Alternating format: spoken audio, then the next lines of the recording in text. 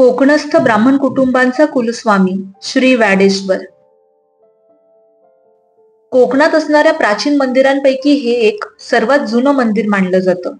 मंदिराबद्दलची संपूर्ण माहिती मंदिराच्या आवारात असणाऱ्या या फलकावर लिहिलेली दिसते.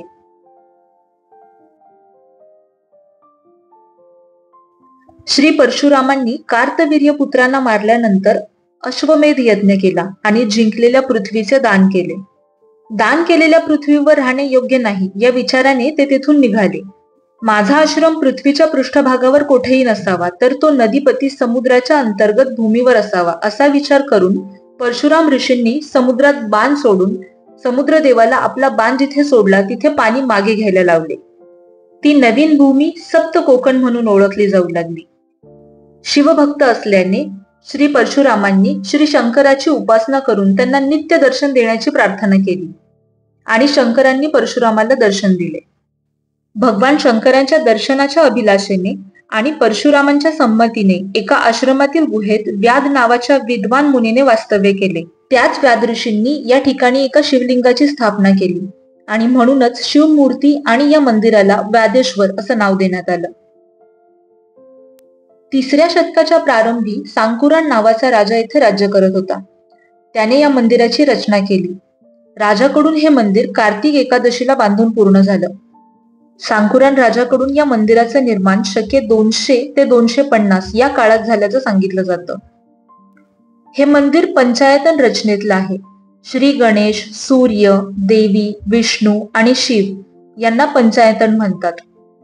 मंदिराच्या चारही बाजूंना 4 उपमंदिरे असून एकामध्ये सूर्यदेव, एका मंदिरात श्री गणपती, एका मंदिरात श्री अंबिका देवी, तर एका मंदिरात श्री लक्ष्मीनारायण आहेत.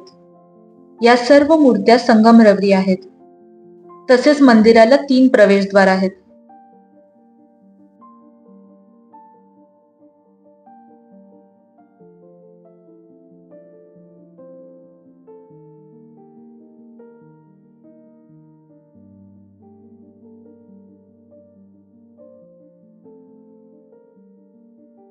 या मंदिरापासून फक्त 2 ते 3 मिनिटाच्या अंतरावर आहे हा सुंदर आणि शांत समुद्र किनारा.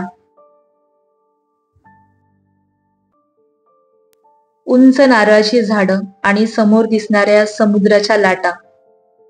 देवदर्शन करून झाल्यानंतर तुम्ही इथे छान वेळ घालवू शकता.